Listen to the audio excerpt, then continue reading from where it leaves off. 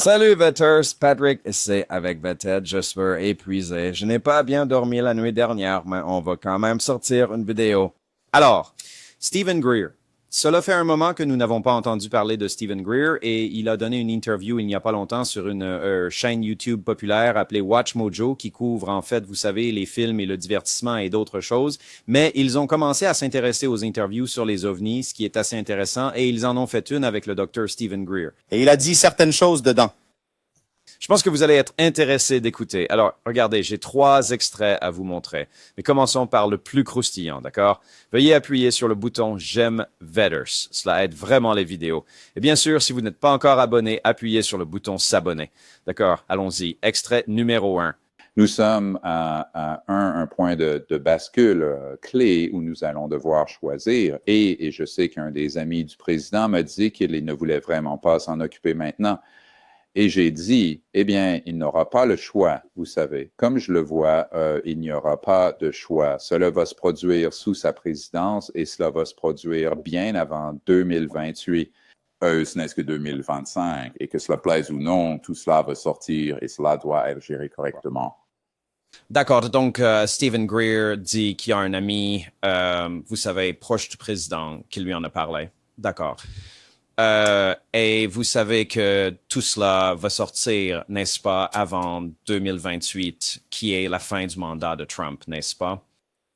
Donc, entre maintenant et 2028, Stephen Greer affirme que tout cela va sortir, mais certains d'entre vous peuvent avoir une mémoire courte, moi y compris, parfois, mais si nous revenons à janvier, juste avant que Trump ne soit inauguré et n'entre en fonction, ou c'était juste après qu'il soit entré en fonction, c'était en janvier.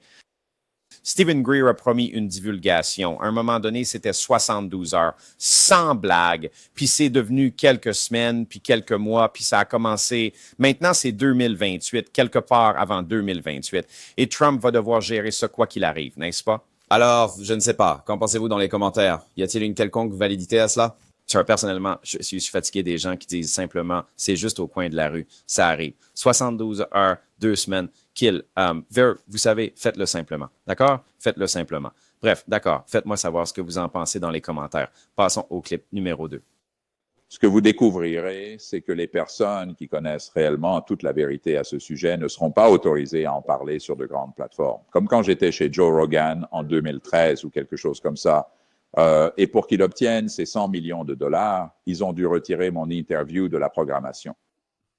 Oui, j'ai regardé en préparation pour cette interview que j'ai dû aller et le trouver. Quelqu'un d'autre l'a téléchargé sur YouTube et j'ai pu le regarder, mais vraiment.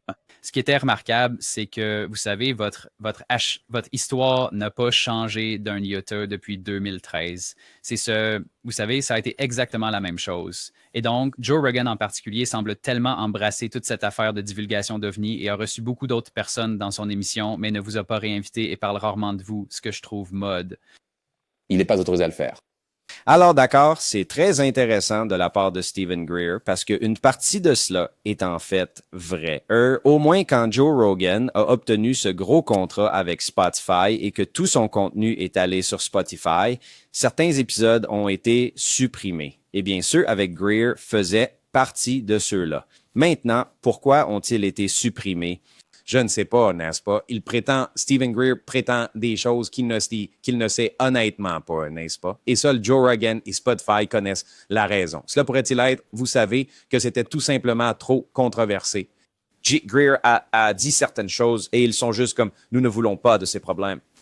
Cela peut aussi être ça. Pas nécessairement, vous dites la vérité et ils essaient de me faire taire. Et vous savez, pour être juste, je suppose que cela pourrait aussi être vrai. Mais qu'est-ce qui est plus probable, n'est-ce pas? Et la vérité est que nous ne savons tout simplement pas, n'est-ce pas? Mais les épisodes de Stephen Greer ont été retirés. Rogan ne l'a pas réinvité et il est vrai qu'il ne le mentionne pas vraiment. En fait, je ne sais pas s'il le mentionne jamais. En fait, quand des choses autour de lui sont mentionnées, son nom n'est pas évoqué. Mais les choses autour de lui et les personnes autour de lui sont évoquées. Donc, vous savez, il y a quelque chose d'intéressant là. Quelle est la raison? Je ne sais pas, mais ce serait intéressant d'entendre Joe Rogan expliquer exactement pourquoi il a retiré les épisodes de Greer, pourquoi il n'a pas eu Greer à nouveau et pourquoi il ne parle pas de Greer, n'est-ce pas? Parce que je ne sais pas comment, je ne dis pas qu'il est un escroc, mais je dis juste que si l'accusation est que Greer est un escroc, en quoi est-il différent de toutes ces autres personnalités ovnis qui sont là? Donc, je ne sais pas. Vous voyez ce que je veux dire? Ils font tous des promesses qu'ils ne tiennent pas. Alors, je ne sais pas. Ils parlent tous, je cite, de vérité au pouvoir et ils parlent tous d'une dissimulation gouvernementale et de ceci, cela et autre chose. Je veux dire, aucune des allégations que fait Greer n'est différente de ce que d'autres personnes disent.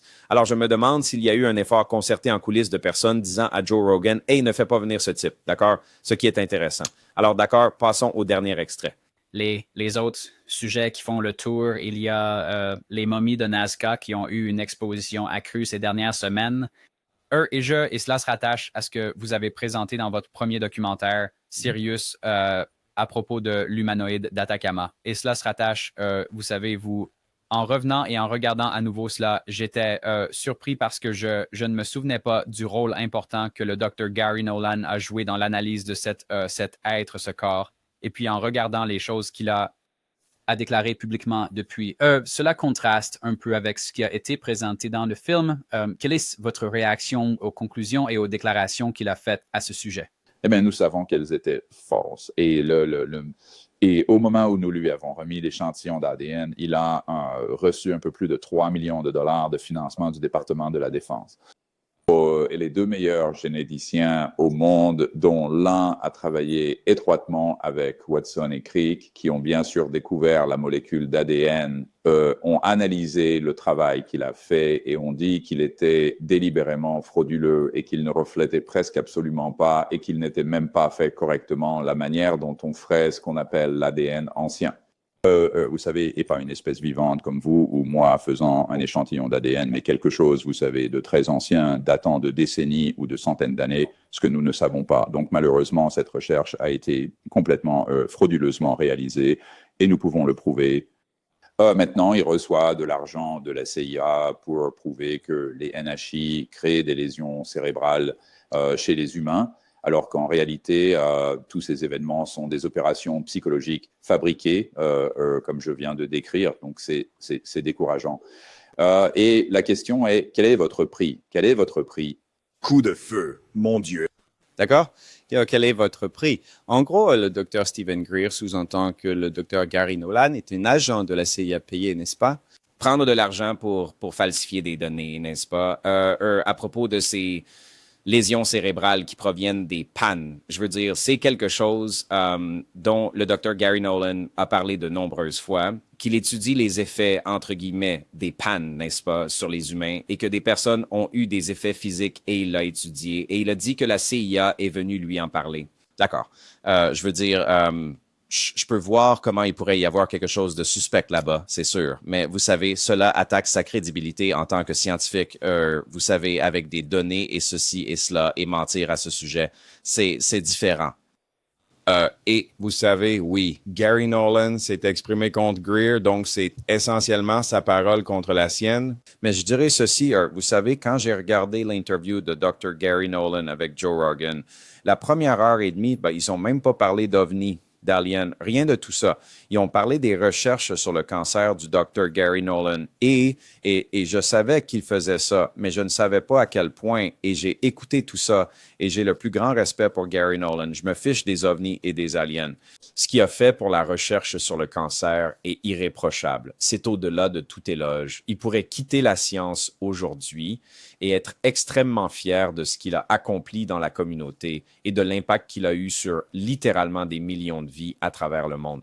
Donc oui, j'ai le plus grand respect pour le Dr. Gary Nolan sur cette base, sur ses travaux et le cancer. Peu importe. Il s'implique dans des trucs d'ovnis et d'aliens, peu importe. C'est juste un passe-temps, alors je dis, vas-y. Mais j'aurai toujours du respect pour le Dr. Gary Nolan et ce qu'il a fait pour de vraies personnes avec de vrais problèmes. Les autres choses, je ne sais pas. Il s'y intéresse, d'accord. Mais sa recherche sur le cancer, c'est irréprochable.